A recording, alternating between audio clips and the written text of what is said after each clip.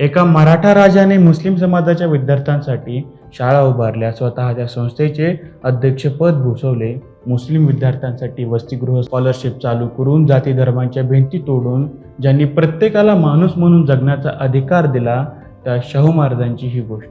शाहू महाराजांनी हे ओळखलं होतं की जर राज्याचा खरा विकास करायचा असेल तर कोणत्याही एका समाजाला मागे ठेवून चालणार नाही.